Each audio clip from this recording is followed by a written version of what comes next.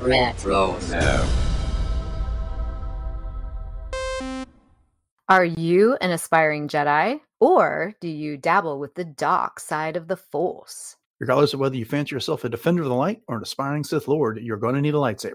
Podcast Stardust is pleased to partner with Saber Masters, the creators of high-quality, durable, and affordable lightsabers. Saber Masters is preparing to launch the Ultimate Lightsaber 2.0, and right now you can get 2 for the price of 1. So, check out the link in our show notes and go get your Ultimate Lightsabers from Saber Masters. And don't forget to use our referral code Stardust to save $10 at checkout. And each purchase using our referral code helps support Podcast Stardust.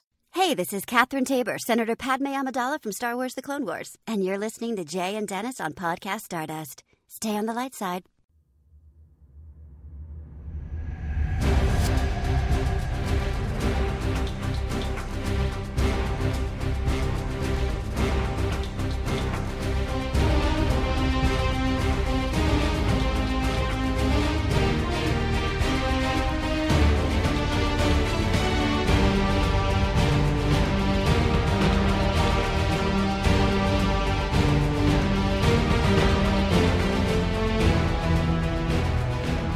Hello, and welcome to Podcast Stardust. This is the fully armed and operational podcast dedicated to Star Wars news, reviews, and discussion. I'm Dennis Keithley.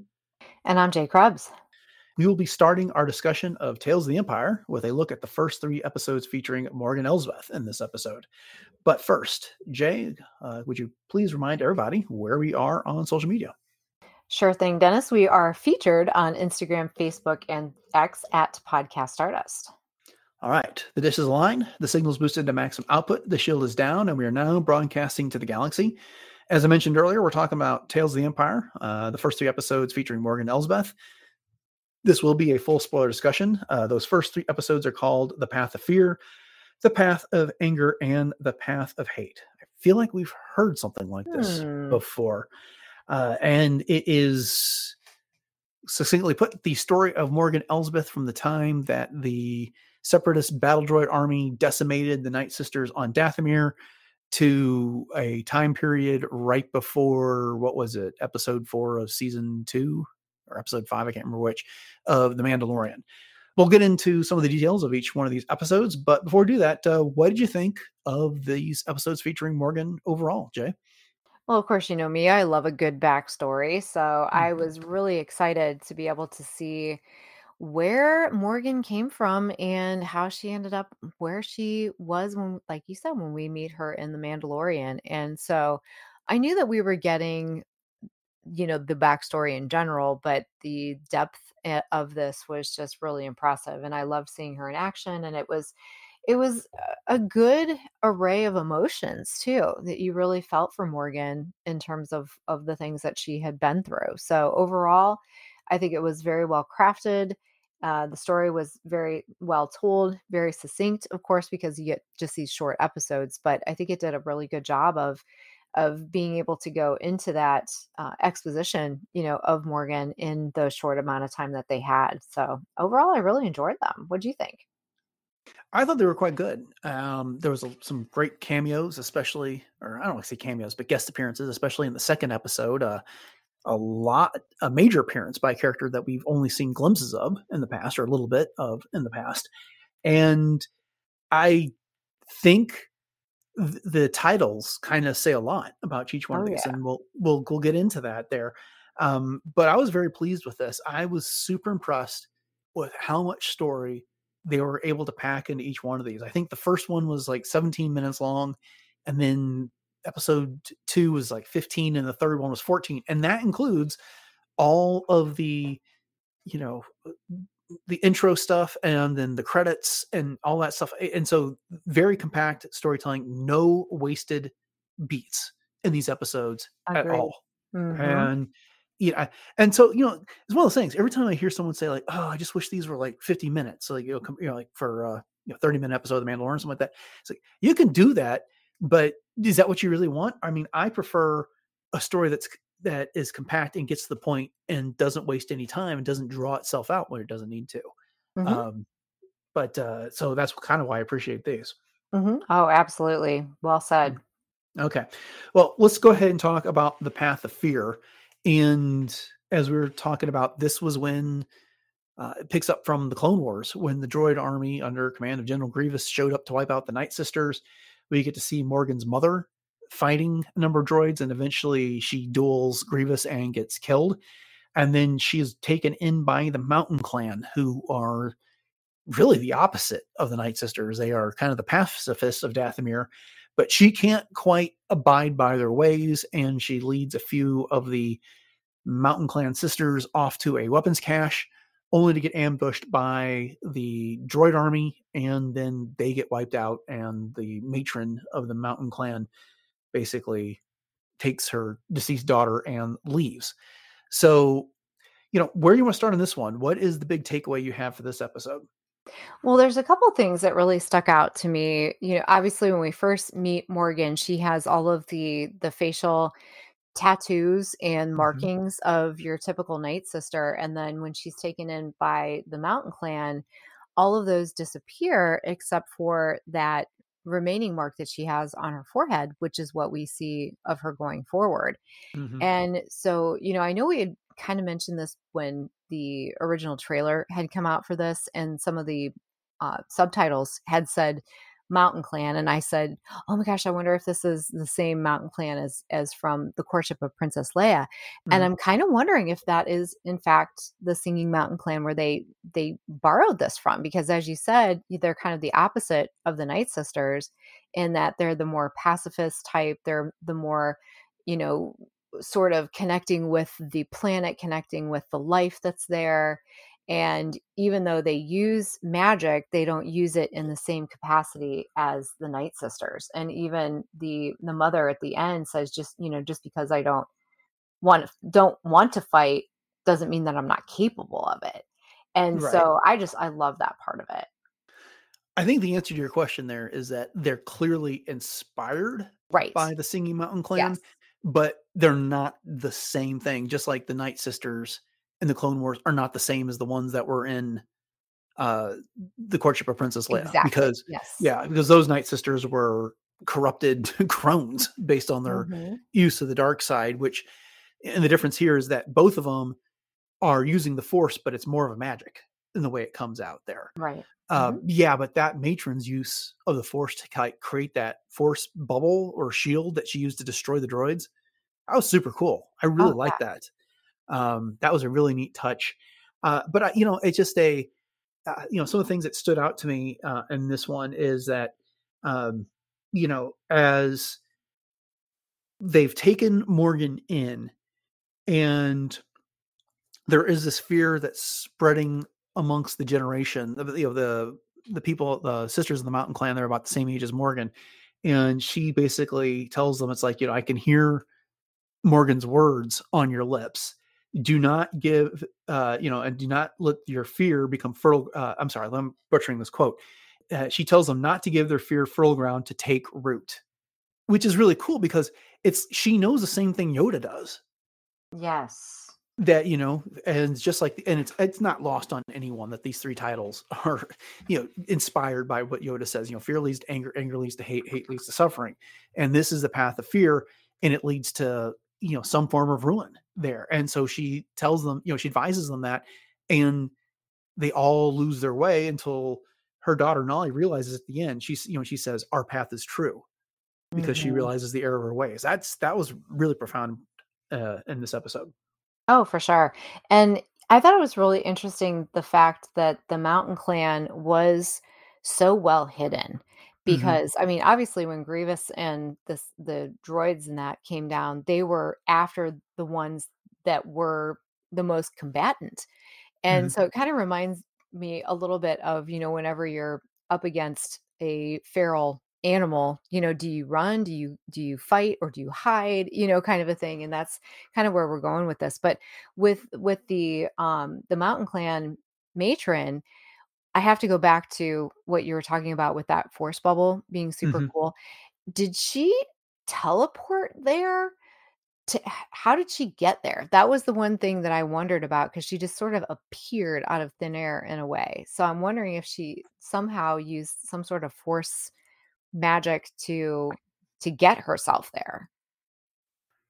I didn't take note of how she arrived, other than she showed up behind the droids in Right. order to Yeah. try and rescue Morgan and the other sisters of the Mountain Clan that were there. So, maybe she did, or maybe she was just really good at sneaking up on people. I'm not sure. But I think one of the things that stood out to me is that at the end of this episode, they go into this cave-like structure to find the weapons. And looking ahead to an episode we're not even talk about tonight, the final episode of the Barra Sophie arc, what does it have?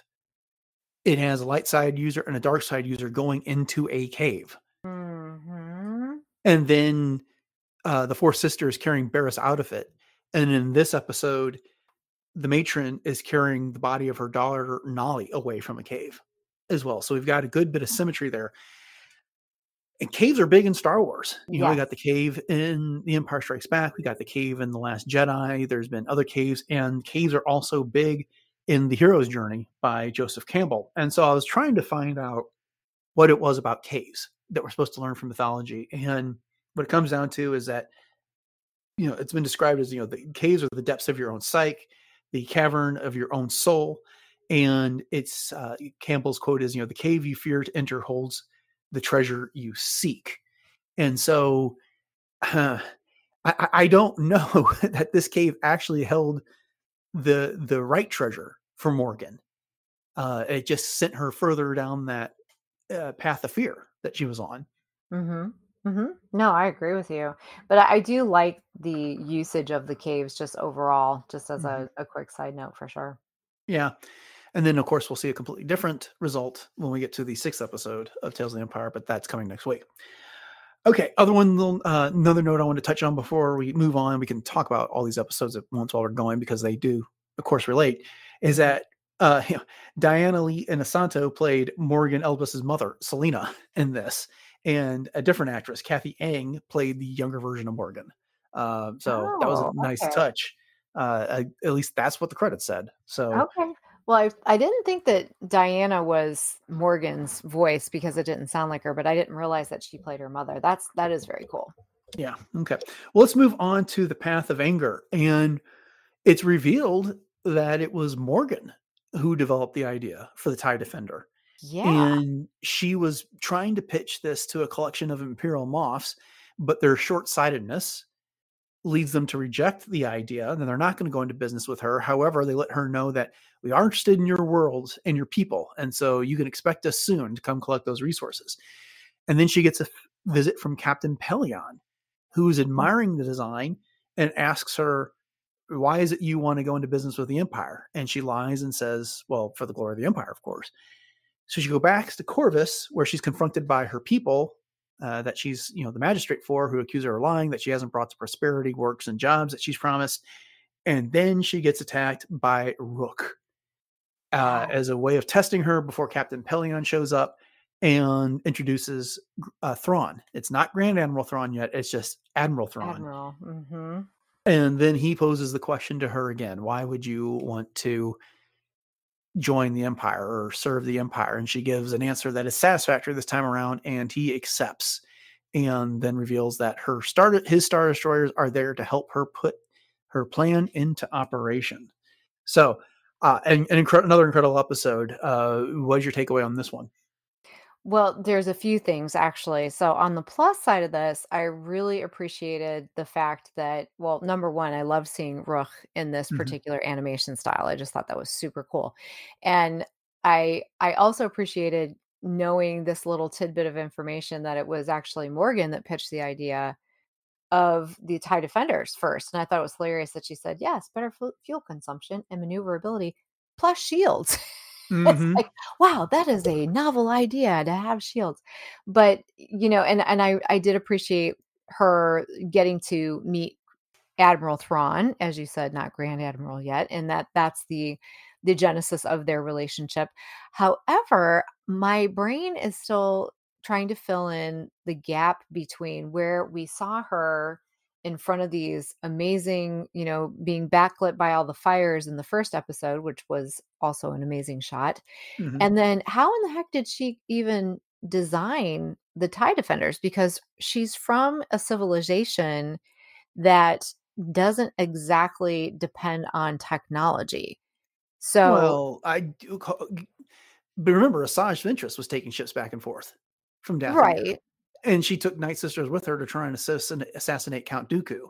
Hmm. So I agree that, they're typically more reliant on their magic, but does she even have that available to her at this point? No, probably I not.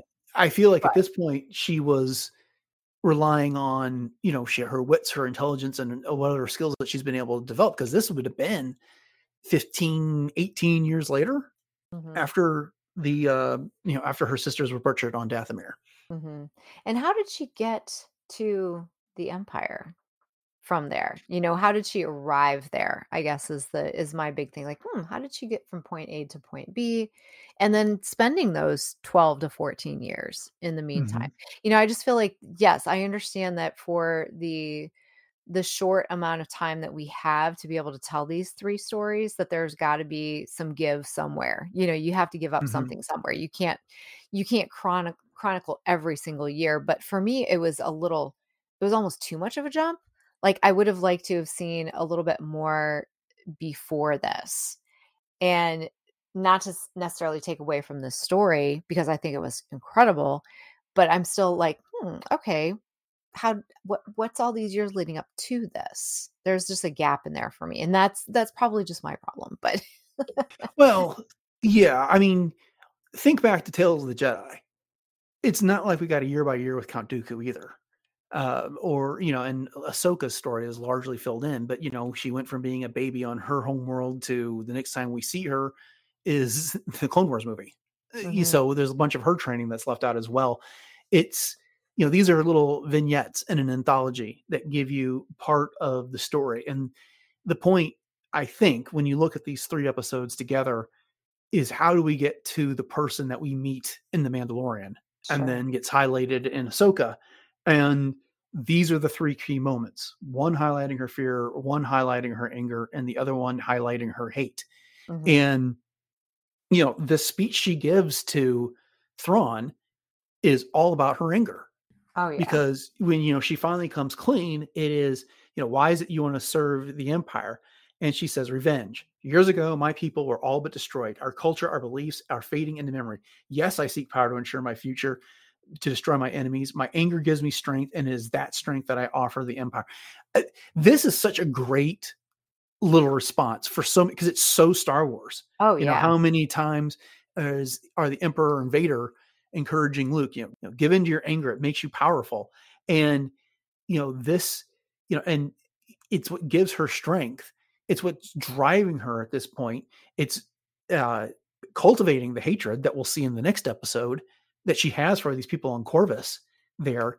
And, and I think, that's the important takeaway here about Mhm. this. Mhm. No, that's totally fair. I guess I'm spoiled because with Count Dooku and Ahsoka, we had so much more kind of supporting material, if you will, that Mhm. filled in those gaps for me. So, I want to know in comics, where did she get her Beskar Sure. spear? And, and that kind of thing. But although I do want to say how wonderful of a fighter she is. And I just thought that Mhm. was so cool between her and Rook, and just seeing all that. And I can imagine that Diana Lee and Asano was just so tickled with those scenes, because it really does highlight her true ability to do a lot of that martial art, and it was putting it into this animated form, which it was just beautiful. It was very majestic, and I loved that, and I love seeing that. And I also appreciated how, when they were talking about with her defeating Rook, is that they just wanted to see if she can handle herself, and that was her test, which was Yeah. amazing. Yeah, Thrawn's like, "I wanna see your skills in action," and then she's Right. like, "You could taste them." Yeah. I love it, and I love that they captured all of the sounds that her Beskar Yes. spear could Yes. make, not just the clank when it would hit the ground, but that almost whistling noise it makes while she was spinning it around. That was really cool. But I'm Mhm. with you, that fight with Rook was really cool. It's interesting, they credited Warwick Davis with the voice of Rook in the Mm-hmm. credits, and he didn't say anything in this entire episode. I was listening on my second go through on this if he even grunted, and I couldn't pick up anything, but apparently it was enough to give him a credit. And so I Oh, was wondering, wow. I Okay. wonder if they actually brought him back into the studio to record something for this, or if they just used unused audio maybe from a recording session from Rebels. Oh, But interesting. I have no idea on that one. All I can do is Yeah. speculate. Oh, wow. Wow. I guess I didn't even put two and two together on that. Interesting. Very interesting. Okay. I'll have to Hmm. watch out for that next time. Yeah, it was. But uh, okay, so she's had her path of fear. Now she's on her. She's completed the path of anger, and fear motivated her to lead the other sisters of the Mountain Clan to the weapons, and now anger is her response to what has happened to her over her history and what happened, which gets us into the path of hate. And now she's firmly entrenched in Corvus. This is after the fall of the Empire, except for the people of Corvus don't know this Right. until Nadura, who used to be one of them, comes back. She's now appointed as an ambassador to this outer rim world, and she wants to bring Corvus and the other worlds that Morgan serves as magistrate for into the Empire. Well, her and her guards are basically assassinated for this. Mm-hmm. And Morgan ends up giving a speech to the people that, you're going to work day and night, but know that you do so in order to prevent ruin on the galaxy.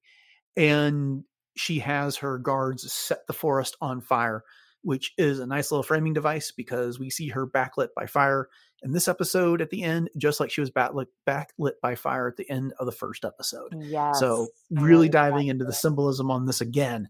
What did you think about the path of hate?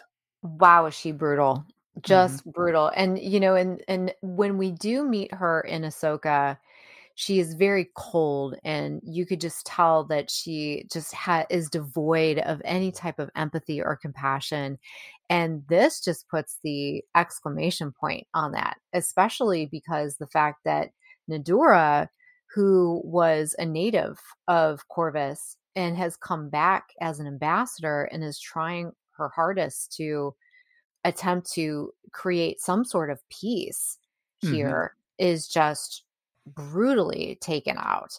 And I have to ask too, what species is Nadora? I was trying to place her, and I thought, gosh, I don't think I know this species. And usually I'm pretty good with that kind of stuff.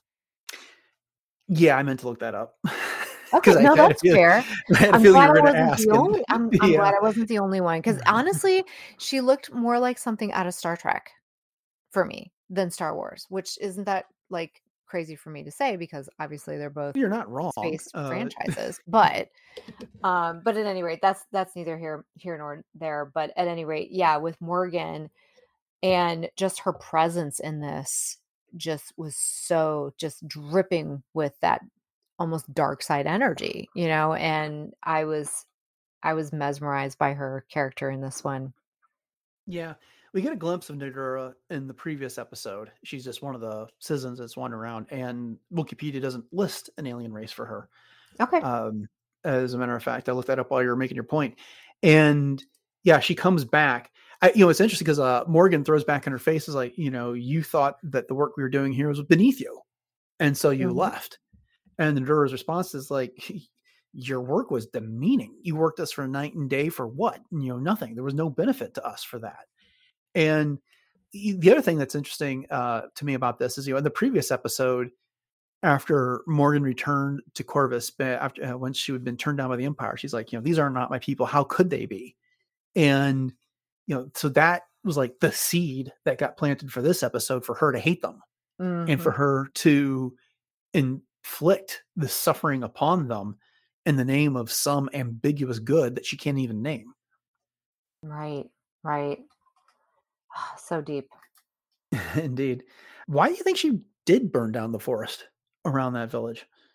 I think just to make a point, because she could, in the terms that I think that the people of Corvus were so um almost symbiotic with their surroundings that was the only thing that was left that was untouched.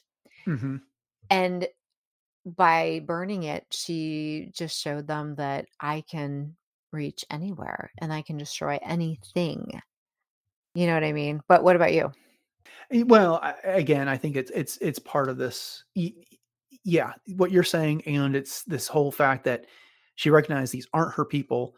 She hates them, and she had just finished telling Thrawn in the prior episode, why is she doing this? Because she wants revenge, Mhm. and her anger makes her strong. And we know what happens is that anger, when you grasp onto it long enough, it leads to a hatred, and she's taking it out on these people, the same way that Darth Vader was taking out his anger and hatred on the galaxy. Mhm. And so Oh, for she's sure.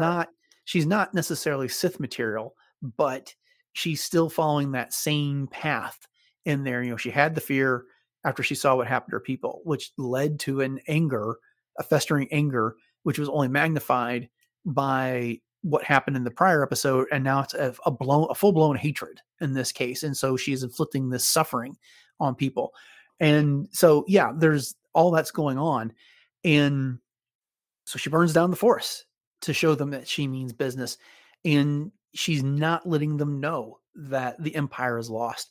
And there is no glory for her and for them by continuing to do this. She's just holding on to the remnants of the past and getting revenge against the wrong people for a wrong that was done to her. Mhm.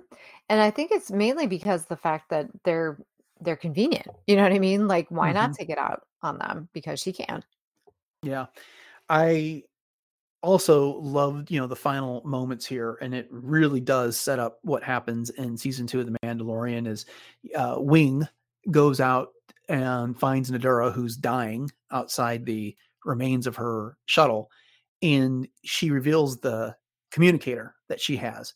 And as she's dying, she tells Wing, you're going to have to be strong, even just a little bit, and play your part, because help is going to come, and you're going to have to help with it. And he takes the communicator and drops it, and then we get Bo-Katan on the other end, saying, who is this? Who's contacting me? And then Morgan destroys the communicator and says, no one's coming. No one's going to help you. I'm And glad you knew that. I did not know who that was on the other end. And did you get I, that from the closed captioning? yes, I did. Okay. Okay. Yeah. I needed to do that, and obviously I did not, because Colby and I had this conversation like, "Oh, who do you think that was? Who do you think that was?" So, Yeah. glad I know. Look, kind of fills in a blank. That Yeah, it was Bo does. that sent Ahsoka Yep. there in the first Yep. place. And that's why she would know where Ahsoka was. Exactly. Yeah. Nice So, touch. yeah, I think these 3 episodes were absolutely incredible. It's a great story, a great theme. I mean, you might say the titles are a bit on the nose, but I think it does a good job of directing the Star Wars fan to familiar themes and other things we can relate this to. Oh, I totally agree. It knocks it out of the park for me. I was so stinking excited for these episodes, and they definitely did not disappoint. That's for sure. Mhm. Yeah, one of the other things is that this episode made me appreciate the scope of that village, town, city, whatever you want to call it, in a way that episode of The Mandalorian just didn't. No, I Because agree. I kind of felt like in The Mandalorian, it was like 2 streets that led up to Morgan's little palace Right. there in the middle. And we got much more depth to it this time. When we see this village in the second episode, it is a village. When we see it again in the third one, after Thrawn has put men and Star Destroyers at her disposal, there's factories in the background and there's Right. smoke everywhere. And it's really been developed, and you can see what she's done and how much of a role she really must have had in the development of the TIE Defender project. Right. Yes, definitely. So, anything else you want to say about these 3 episodes? I liked seeing a younger Thrawn, Mm-hmm. and that was a nice touch. And I did like the way that it tied into the idea that Thrawn eventually takes over the TIE Defender project, and how that Mm-hmm. is ingrained into what we know of in Rebels. And so, yeah, so like I said, it did not disappoint. Very, very happy with these episodes. Yeah. And I loved getting as much of Captain Pelion as Yes. we did, because we got him in a very small capacity, one scene in season 3 of The Mandalorian, Mhm. and then he was name dropped in Rebels, and then he got a little bit of exposure in one of the Thrawn trilogy books. Right. Basically, his voice over a comm, and he said a few lines. This is the most we got of him. I Mhm. hope they continue to develop this character, Me too. uh, because this episode is like everything I expected of him. Oh, yeah. Yeah, this is the character I expected from the books. Oh, yeah, for sure, for sure. And we know what happens to him in the books, but I'll leave it in legends. We'll have to cover that book at some point for certain. Yeah. Yeah. Okay. Yeah. Well, I can't wait till next week when we get to talk about the next 3 episodes and the Barra aka Four Sister stories. Yes, indeed. I'm super excited for those, for sure. Okay. Well, then, just want to thank you all for joining us for this episode of Podcast Stardust and our discussion of the first 3 episodes of Tales of the Empire. We'll be back soon with the next 3, probably about a week from now. And if you hit the subscribe button on your podcatcher choice, then it'll be waiting for you automatically. You won't have to do a thing. I also like to remind you that you can find all episodes of the podcast over on retrozap.com. Our entire catalog of shows is there. It's the best place to find them all, since most podcatchers only carry the last 1 to 200 episodes of a show. And we also like to remind you that RetroZap is home to several other great podcasts covering everything else in geek culture, from retro culture, superheroes, Dune, Star Trek, and animation, you name it, it's there. As always, we greatly appreciate your 5-star ratings and reviews on whatever podcatcher you use for your podcast. Those reviews mean more than you know, and so do those ratings. It really does power shows through the algorithms. So if you got a spare moment, please go leave one for us. And we also love it when you share the show and your favorite episodes on social media with your friends. So speaking of which, Jay, remind everybody what our contacts are one more time. Yes, and you can fulfill your destiny with us very conveniently on Instagram, Facebook, and X at Podcast Stardust. And we also have a whole bunch of boards over on Pinterest, and I need to update those with our Tales of the Empire artwork and whatnot. So go check those out. And then we do have 2 different YouTube outlets as well. So we have the regular YouTube channel as well as our YouTube music channel, which does have all of our wonderful episodes out over there. So head over, like, subscribe, and share those with your friends. And if you're up for some real-time chatter, we do have a Discord room on the RetroZap Discord server. So you can hit us up for that in the link in our show notes. If you have anything else to say about these episodes, we sure would love to hear it. And then we also have a TeePublic store where we are teepublic.com/user/podcast stardust. And once again, that link will also be in our show notes, and you can go over and pick up one of 7 different show logo designs available on all kinds of fun things, from apparel to home goods and pretty much everything in between. And then if you are in need of a new lightsaber so that you can fight off Morgan Elsbeth and her Beskar Pike, you can head over to Saber Masters at sabermasters.com, and you can check out the 2-for-1 deal that they have right now on the Ultimate Lightsaber 2.0. And you can also save $10 if you use the code Stardust at checkout, and that also helps to support the show. So you can check that out once again at sabermasters.com, or just check out the link in our show notes. So with that, Dennis, why don't you fill everybody in on the plethora of fun things you've got going on? You've been around the block here lately, and where they can find all of your podcast episodes. Sure. So I had a expanded discussion on the first episode of Tales of the Empire last week on Coffee with Kenobi. So you can go over there and check that out. And then afterwards, if you want to head over to retrozap.com or the RetroZap podcast feed, you can find Warp Trails, which is the podcast hosted by myself and my wife, Beth. And we are covering Star Trek, basically the Paramount Plus shows. We're currently discussing the 5th and final season of Star Trek Discovery, as the crew of the Discovery is looking for a ancient technology that powers creation. A lot of fun. But then we also have covered prior seasons Discovery, Picard, Lower Decks, and Strange New Worlds. If you want all those, then again, head over to retrozap.com, look for the RetroZap page. Jay, fill us in on the world of cosplay. All right. So the cosplay train just keeps on rolling along. And I just did a couple of appearances for May the 4th that you can check out on my Instagram feed. And I also have another one coming up here on June 1st in Medina, Ohio, that I'll be posting about if you want to get all the details about that. But you can always catch me as Ahsoka, as two different versions of Hera, and my original concept Mandalorian that I'm having a heck of a lot of fun with. And you can also catch all of my adventures as well, just in general, posting things to my stories and lifting up others on my feed as well. So you can check that out once again at j.snips cosplay. All right, upcoming on the show on Wednesday, it will be the next edition of World Between Worlds, where we've got our roundup of Star Wars fashion and lifestyle products, plus a fun interview. And then on Friday, we'll be getting into the week's Star Wars news. So with that, thanks for listening to episode 728 of Podcast Stardust. Have a great week, and until next time, may the Force be